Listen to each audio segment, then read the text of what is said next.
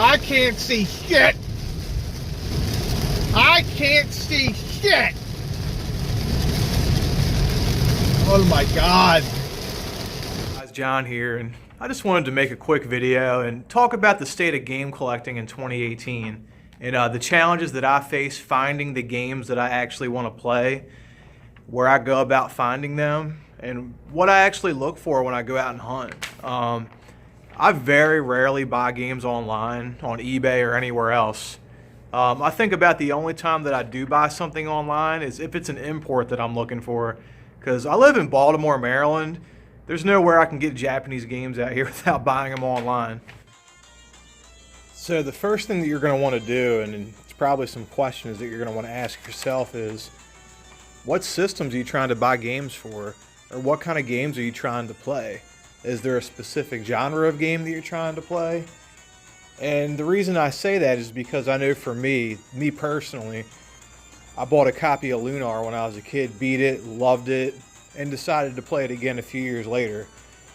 After I played it again and beat it and loved it again, then I'm buying Lunar 2, then I'm buying Vandal Hearts, then I'm seeking all these different RPGs on not just the PlayStation 1, but across multiple systems. And then another thing that you're going to want to do is keep an open mind. When I started buying for the systems I was buying for, I wasn't finding those specific games that I was looking for. Some of them might be very rare and uncommon. Some of them might be very expensive, And when you got a mix of an uncommon and an expensive game, obtaining it is pretty hard. So in saying that, I started looking at games within the same genre of games that I'm talking about RPGs now, but you can apply this to any genre of game. You want to start looking for games in that same genre because there could be some, if you want to call them hidden gems, or really just some great games out there that you're not even aware of.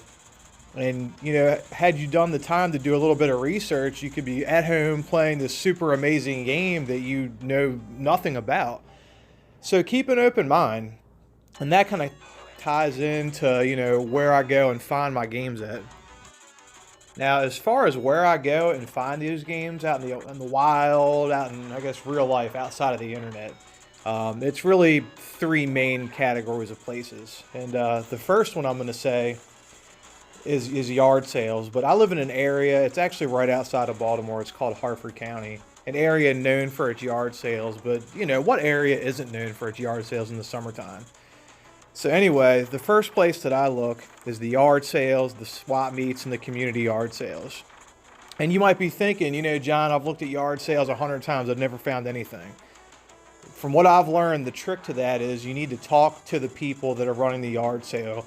Whether they're selling the stuff in front of their house or they're at a local swap meet, You need to ask them, like, hey, you got any games you're trying to get rid of? And once you engage in conversation and, if they have that stuff in their house, most likely they'll get rid of it, And if you're real lucky, you'll actually be speaking to them in front of their own house, and they can actually run in the house and get it for you.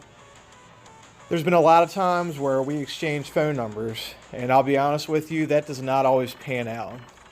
But I'd say for me, it probably pans out about 50% of the time. I have had some success with, exchanging phone numbers with people. And let me tell you, I've gotten some really awesome stuff that way. Okay, so the next category of places that I look when I'm trying to find games are pawn shops and like resale stores like Goodwill and like Scratch and Dents.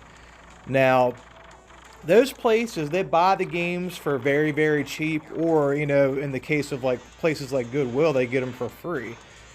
So, these stores have very little monetary value on the games that they're selling.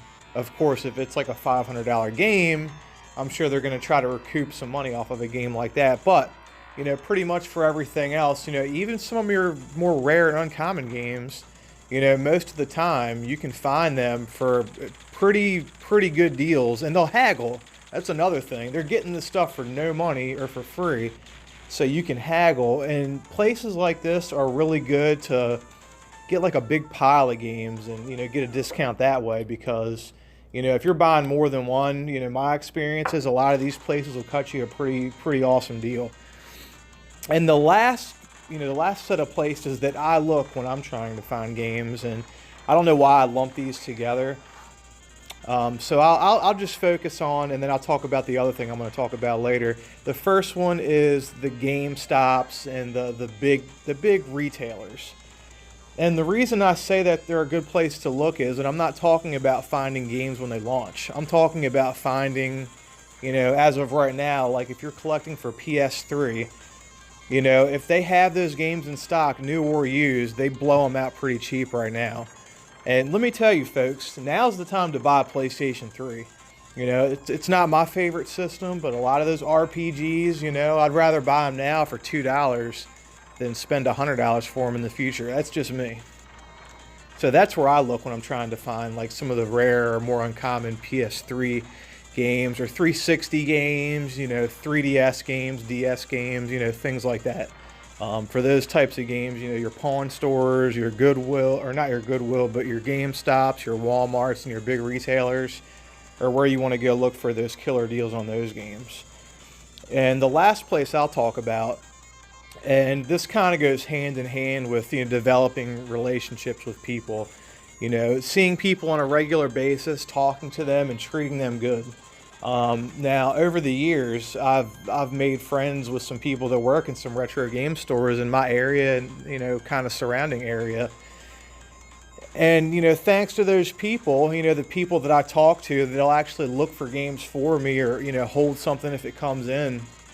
Those people I've developed those relationships with and those friendships with, they hook you up. If you're a steady customer and you're buying stuff from a store all the time, of course they're going to hook you up. They're going to look out for you. They're going to look out for the people that come in there and patronize their business. Me personally, I own a t-shirt and an embroidery store in White Marsh, Maryland. My customers that come in on a regular basis, I always look out for them. I always hook them up. So I just want to say big shout out to Doug over at Gamers Paradise in Joppa. I'm not trying to, toot their horn over there, but I travel, to the surrounding states of Maryland and everywhere else. And for me, and it's my closest retro game store to me. It's the closest one to me. And it's the best in my opinion. They have a little bit of everything. They have a lot of everything. I'll just say that. If you guys are in the area and you're looking for a local game store in Baltimore, go to Gamers Paradise. They will hook you up. I've always had great deals there. I wouldn't have half the stuff I have if it wasn't for those guys. So I will just say that. But, if you're going to be in the area and you got a local game store, unless the guys working there are complete dicks, try to become friends with them. Talk to them. Develop that relationship because it's just going to benefit you, and these places got to make money. These are businesses. They can't give away games. They have to charge something in order to pay their employees and keep the lights on, and the rent paid. So yeah, there's retro game stores in the area. They're not all gonna charge you an arm and a leg for those games that you want.